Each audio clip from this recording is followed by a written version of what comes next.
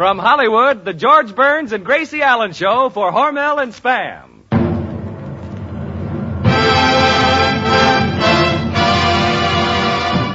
Crazy people.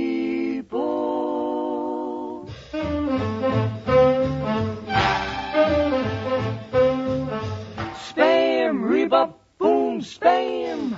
George Burns and Gracie Allen. Artie Shaw and his orchestra. For singing glee, we're the Smoothies Three. Last but not least, and with Bud Heaston.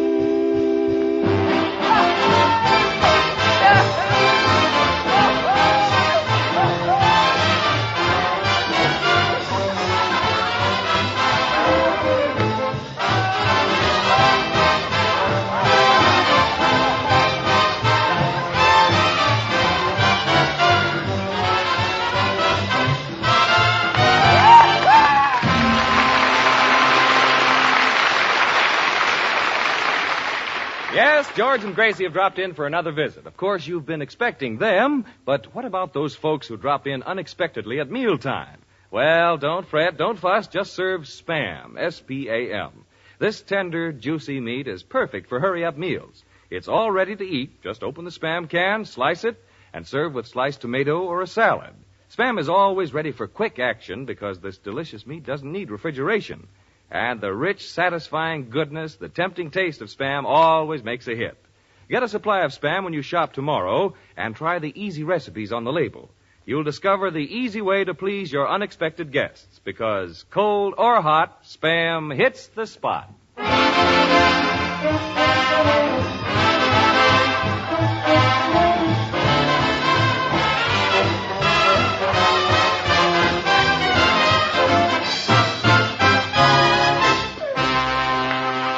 Together just like Spam and eggs. Ooh. Why, the stars of our show, and here they are in person, George and Gracie.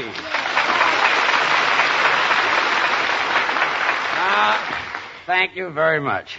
Folks, you'll have to forgive me if I'm a little out of breath.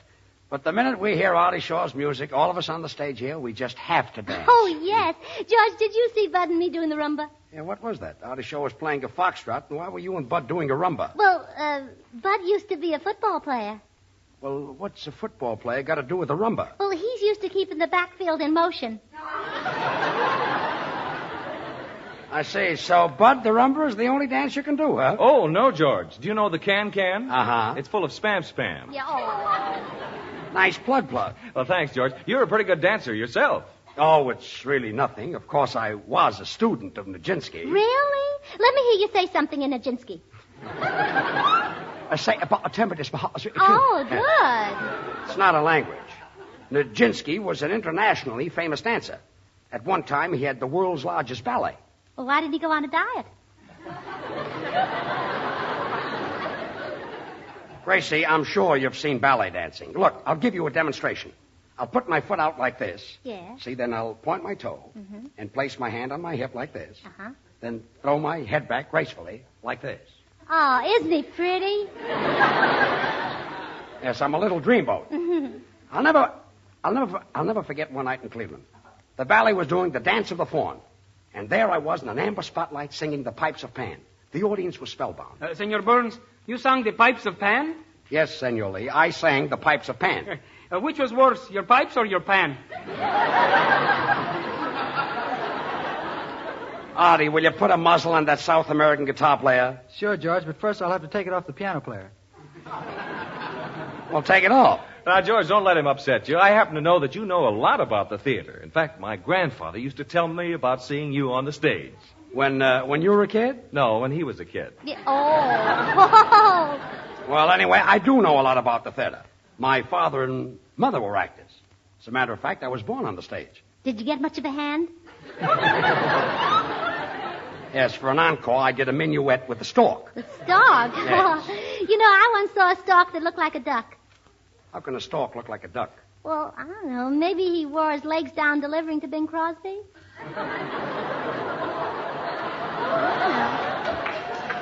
Yes, well, maybe. Where was I? Oh, yes, Nijinsky. Ah, those were the days. What acts they had in vaudeville. Bankoff and Gurley, Dittenfest and Lee, Croveney Brothers and Croveney. Where can you find talent like that today? Well, I don't know about the arrested him, but I do know what Dittenfest is doing. Dittenfest? Yes. Dittenfest, Louise? Mm-hmm. What's he doing? He's an assistant to a doorknob polisher. Assistant to a doorknob polisher? Yeah? What does he do? Well, he's the fellow that goes, and the other fellow polishes.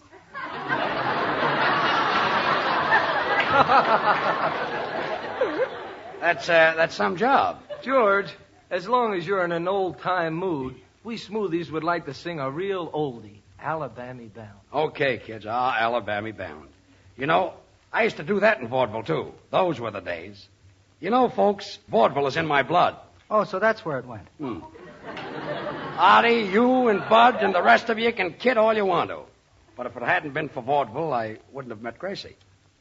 Remember, Gracie, the first time we met at the Hill Street Theater in Newark? You came into my dressing room? Yes, and you had a picture of that balloon dancer on the wall. That's right. And the minute I saw you, I took the picture down and put it in the wastebasket. And then you put the wastebasket in the safe. And then came all those tough years. I struggled and worked my fingers to the bone. Yeah, but you couldn't open the safe. Those were the days, yes. Smoothies, the song. I'm Alabama bound. There'll be no heebie-jeebies hanging round. Just gave the meanest ticket man on earth all I'm worth to put my tootsies in an upper berth. Just hear the choo-choo sound. I know that soon we're gonna cover ground. And then I'll holler so the world will know. Here I go, I'm Alabama bound. Alabama waiting for me. Just gave the meanest ticket man on earth to put all my tootsies in an upper berth. Just hear the choo-choo, now we're bound to cover ground. Here I go, choo-choo blow, I'm Alabama bound. Goodbye blues, birds are singing, every old thing's in tune. Goodbye blues, nothing but laughter morning and afternoon. I'm Alabama bound. There'll be no heebie-jeebies hanging around, leaving town. I just gave the meanest ticket man on earth all I'm worth, the bestest that I had. He put the tootsies in an upper berth. Just hear the choo-choo sound. I know that soon we're gonna cover ground. And then I holler so the world will know. Here I go, I'm Alabama bound. I'm Alabama bound. We're leaving this town. From now on, not a frown, 'cause we're Alabama bound.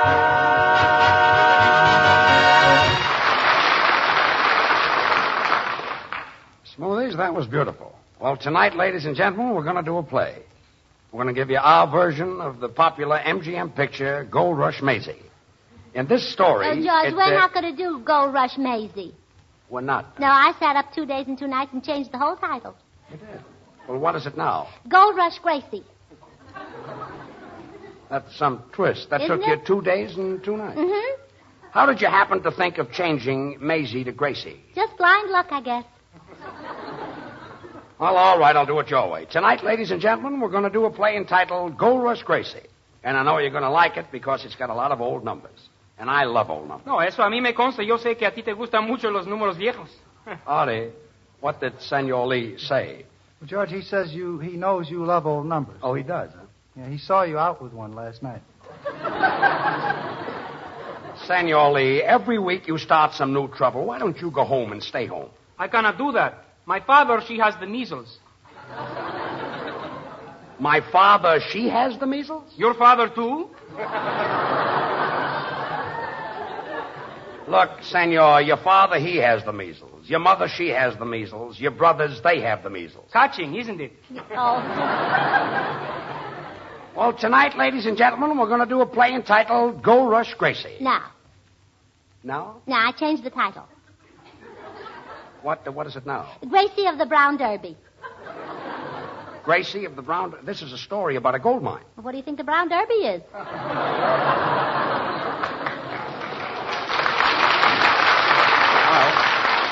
All right, then. So tonight, ladies and gentlemen, we're going to do a play entitled Gracie of the Brown Derby. Mr. Byrne. Look, I know you went to Harvard for 4 years and that you're very unhappy because you're a sound man. But that's not... It's not that. Would you mind if I slammed the door just once? Why? I read tonight's script, and I noticed that there are no sound effects for me. Well, you're still getting paid. Yes, I'm getting paid. Could I please slam the door just once? Well, all right, slam the door. Ah, now I feel better. Why? I refuse to accept charity.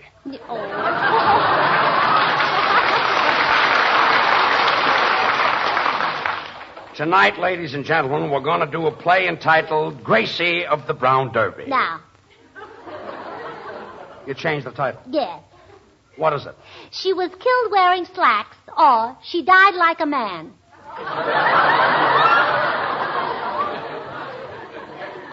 All right, ladies and gentlemen, tonight we're going to do a play entitled She Was Killed Wearing Slacks, or She Died Like a Man. George, I hate to interrupt, but tonight I'd like to repeat Frenesy, the number I played on the opening show, because there's a very fine musician waiting to hear it.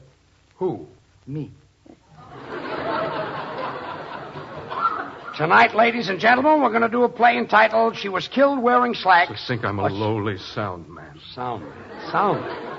Stop grumbling. To think I've got one brother who won the Pulitzer Prize and another brother who won the Nobel Prize. You've been telling me about those two genius brothers for weeks. Yes, and they're ashamed of my being a sound man. Well, if they're ashamed of you, why don't you quit? If I quit, they don't eat.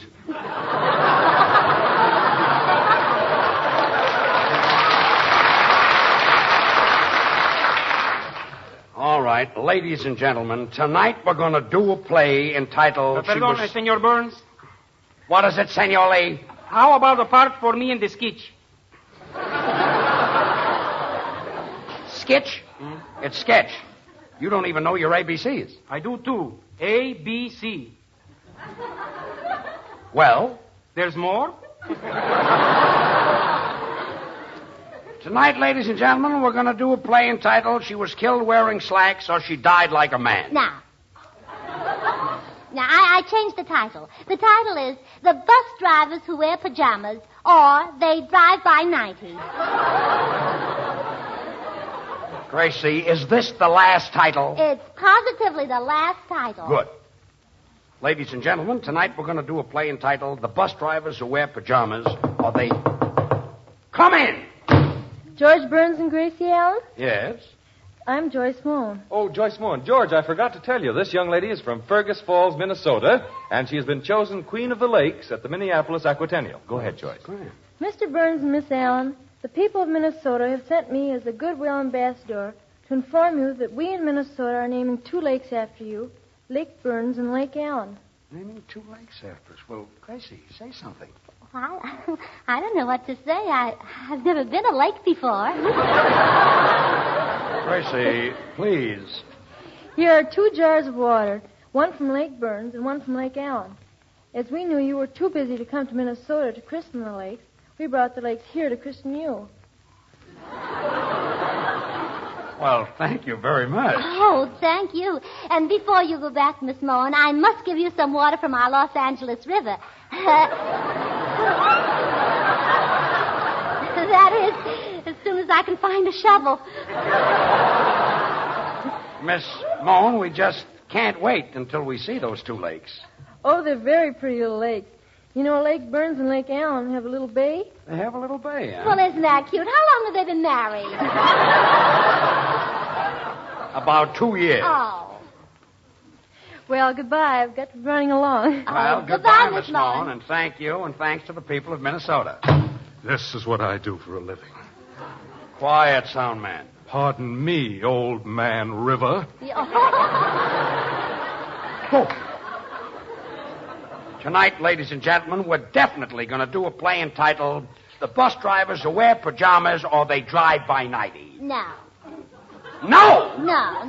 Now, I've really really got the title now. Why I didn't think of this before, I'll never understand. This will really floor you. Well, what's the title? Gold Rush Maisie. Artie, play Fantasy. I heard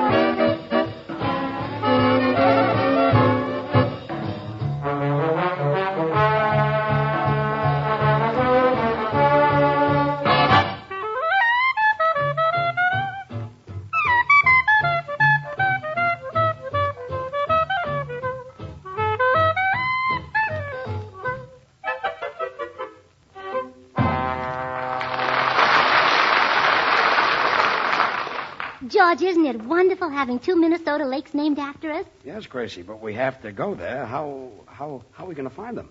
There are 10,000 lakes in Minnesota. But there's only one Spam. Spam? What's Spam got to do with our finding the lakes? Well, you'd be surprised.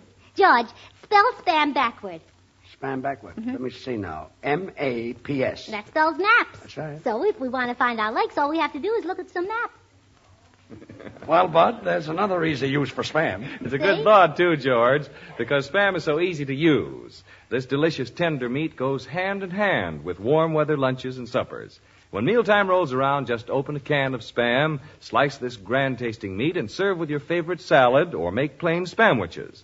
Spam is all ready to eat as soon as the can is opened. Now, here's another hint. Follow the Spam platter idea that Bubble served at luncheon in Gracie's honor the other day. Put a mound of cottage cheese on a platter, then a ring of sliced tomato, and surround the platter with slices of Spam. Decorate with radishes and olives, and you're all set to entertain in grand style. Oh, and boy, was that good. Yes, Gracie. The meaty flavor, the satisfying taste of Spam makes the meal complete, and you can see it's so easy. When a family says, "What do we eat?" surprise them with Spam, S-P-A-M. Then try the easy recipes on the label. Be sure to ask your food dealer for Spam, a Hormel product, when you shop tomorrow. Slice it, dice it, fry it, bake it, cold or hot, Spam hits the spot.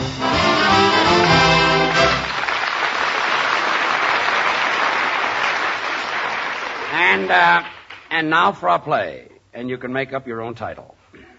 Bud, set the scene. The scene of our story opens in a typical frontier dance hall, the Cafe Elbow, just a joint. All All the dance hall hostesses are working hard trying to make an honest mink coat. In the center of the floor, we find our heroine, Gold Rush Gracie.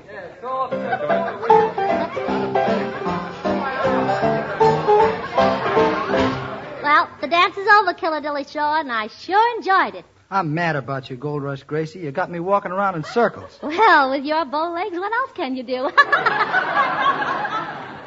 Hello, Gold Rush Gracie. Sheriff Burns. Sheriff, you're just in time. Dead-Eye Dawson is here. Dead-Eye Dawson? Yeah. Why, he's a killer. Quick, let's call the posse. Oh, I can't. Why not? The posse's outside having kittens. Out of my way, Gold Rush. I'll get him. Where is he? Oh, there he goes. He's heading for the free lunch counter. Well, out of my way. Ouch. Oh. You got him, Sheriff. I got him? Well, where did I get him? Between the chopped liver and the cold cuts. That's a mighty painful place. Well, there goes Dead-Eye Dawson, the only real bad man in the town. The only man I could have loved and married. I love bad men. I love good men. I love tall men and I love short men. I love men. Quiet. I can go out like this for years. I know. Gold Rush Gracie, according to the terms of your father's will, if you're not married by 5 o'clock today, your gold mine goes back to the one your father hates the most. You mean to Mama? Yes, I mean to Mama. And Gold Rush, you've only got a few minutes left to pick out a man and get married. What do you say? Nick, give me a drum roll. Drum. Now, come on, boys. Get around me. Boys, you all know I'm going to lose the gold mine if I don't get married before 5 o'clock. That's right, yes, sir. So now we're going to hold a contest, and the toughest man gets me and my gold mine. Oh, boy, that's going to be fun. Oh, but wait a minute, boys. Wait a minute. The man I marry must be as bad as my pappy. Well, what did your pappy do? Well, he once met an Italian with a sore throat, and pappy did something that was terrible. What did he do? He tied knots in his spaghetti. He did he? Yeah. Make way for Gold Rush Gracie's new husband. Gold Rush, you don't have to look any further. I'm the baddest man in town. The rest of these here fellas are all sissies. Sissies? Did you hear that, men? This fella says that you're all sissies. Well, are you all sissies? Well, are you all sissies? Well, are you? Don't rush us, kid. We're trying to think.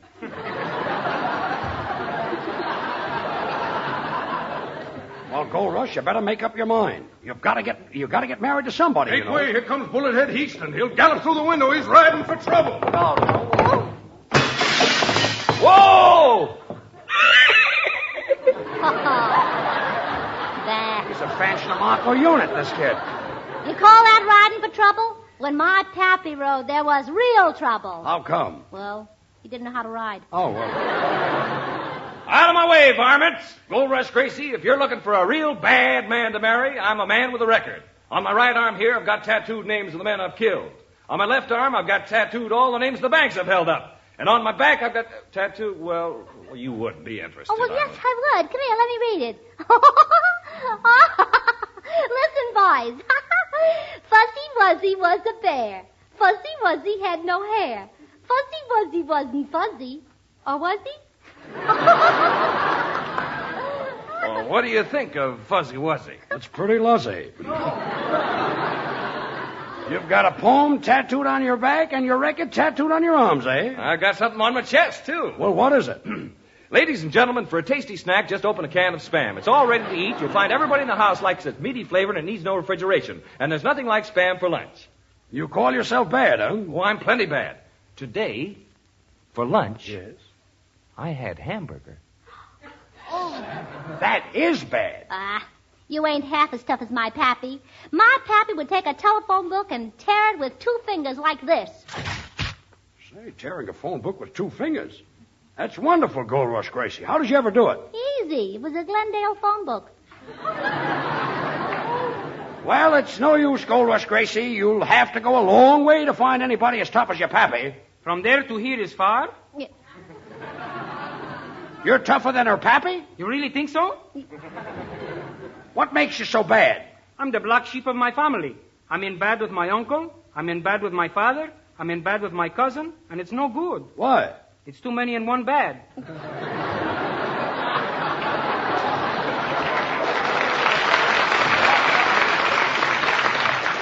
Well, Gold Rush, your time is just about up. Well, I guess I'm going to lose the gold mine after all. Oh, don't take it too hard. Come on over to the piano and I'll sing you a little song.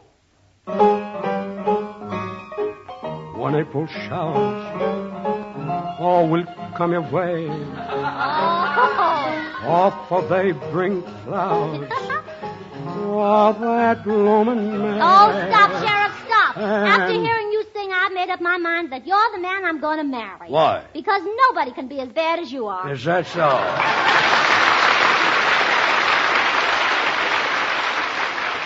And now, ladies and gentlemen, that was the story of Gold Rush Gracie. Now, Now, I changed the title. quiet, quiet. Gracie will now sing I'm Nobody's Baby. Play it, Arthur.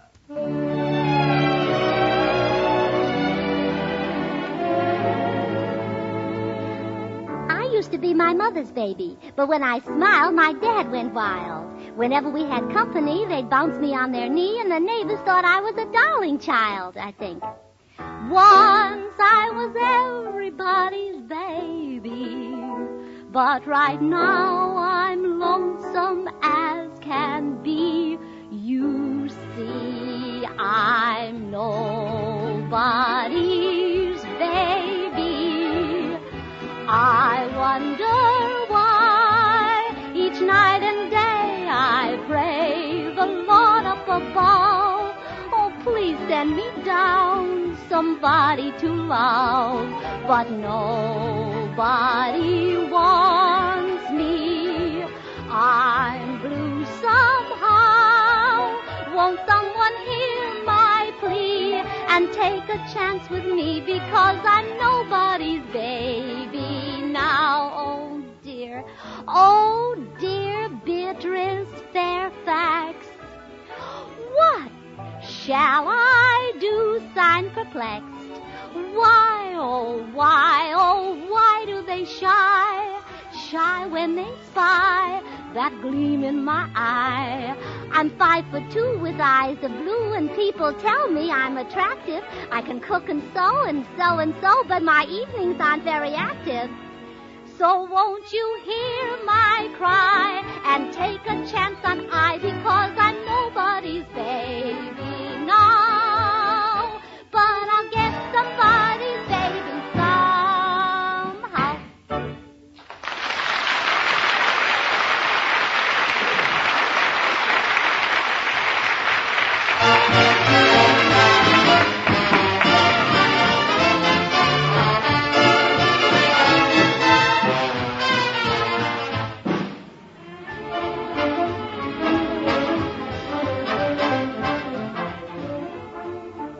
Friends, when the weather is hot and sultry and appetites are dull, here's the way to give your family grand-tasting food that's easy to fix. Just open a can of Spam, tender, juicy meat that's all ready to eat. Slice it and serve with your favorite summer salad. The delicious taste, the meaty, satisfying flavor of Spam wins approval from the huskiest appetite. Ask your food dealer for Spam when you shop tomorrow. Try the easy recipes on the label. Be sure you ask for S-P-A-M Spam. Thanks, Bud. Well, Gracie, say goodnight. Oh, good night. Say, Gracie, wasn't that nice to have 2 lakes named after us? Yes, but Jack Benny had a mountain named after him. A mountain? Yeah. What is that? Mount Baldy. Good night, folks.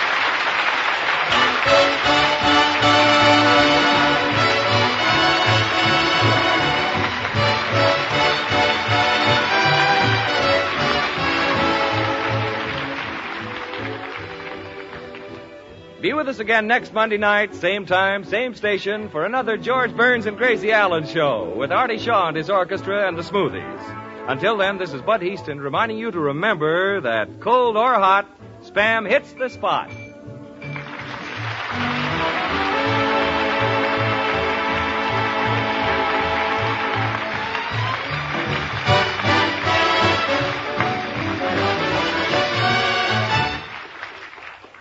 Have you tried Hormel chili con carne? You may think you don't like chili, but chili con carne, the way Hormel makes it, is different, and everybody likes it.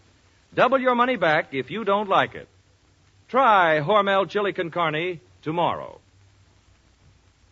This is the National Broadcasting Company.